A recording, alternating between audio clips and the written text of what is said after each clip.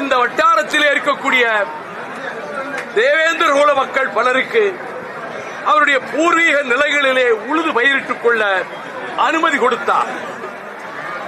தமிழ்நாட்டில் அதிக ஆண்டுகள் பிரிட்டிஷ் சிறைச்சாலைகளிலே இருந்தவர்களில் முதன்மையானவர் பசும்பொன் தேவர் திருமகனார் ஆவார்.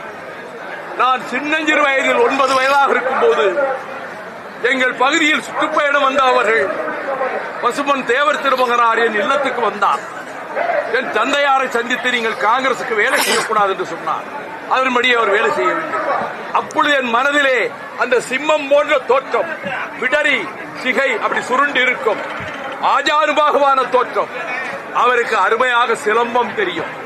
ஒரு முறை அவர்களுடைய வண்டியை எதிர்த்தரப்பினர் மறித்த போது அவரே இறங்கி சிலம்பக்களியை வாங்கி அனைவரையும் விரட்டி அடித்த உடல் வலிமையும் கொண்டவர்.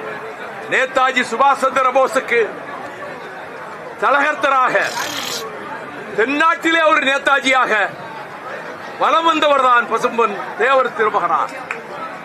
அவர் தேர்தலில் போட்டியிடுகிற காலங்களில் அவர் ஓட்டுக்கட்டு எங்கேயும் போனதில்லை. லட்சக்கணக்கான ஓட்டுகள் வித்தியாசத்திலே அவர் வெற்றி பெற்று வந்தார். இப்பொழுது இந்த தெற்கு சீமையில் அனைத்து சமூகத்தினரும், முக்குளத்தோர் சமூகத்தினரும், தேவேந்திர மக்களும், பல்வேறு சமூகங்களைச் சேர்ந்தவர்களும் ஒற்றுமையாக இருக்க வேண்டும் என்பதுதான் இந்த வேளையில் என்னுடைய வேண்டுகோள். கசப்புகள் எல்லாம் கடந்த காலத்தோடு மறைந்து போகட்டும். வேற்றுமைகள் எல்லாம் அடியோடு விடைபெற்று போகட்டும்.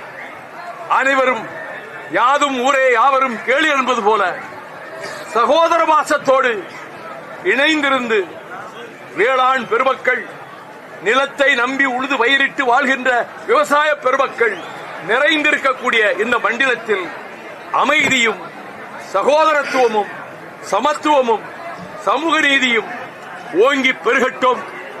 அதற்கு இந்த தேவர் ஜெயந்தி ஒரு பாதை அமைத்துக் கொடுக்கட்டும் என்று கூறி, அந்த ஒற்றுமை உணர்வு தமிழ்நாட்டுக்கு மிகவும் தேவை என்பதையும், சாதிமத சழக்குகளும் வேறுபாடுகளும் நம் எதிர்காலத்தை அழித்துவிடும் என்பதையும் இளம் தலைமுறையினர் உணர வேண்டும் என்பதையும் இந்த வேளையில் நான் இங்கே வந்து பசும்பொன் தேவர் திருமகனாருடைய நினைவிடத்தை மலர்களை தூவி அவருக்கு வீர வணக்கம் செய்கின்ற நேரத்தில் தமிழ்நாட்டினுடைய தன்மானத்திற்கும் வீரத்திற்கும் இளைஞர் உள்ளங்களில் புயல் வீசி வருகிற என் அருமை சகோதரர் செந்தமிழன் சீமான் அவர்கள் நானும் ஒரே வேளையிலே இங்கே வந்தது எனக்கு எல்லையற்ற மகிழ்ச்சியை தருகிறது.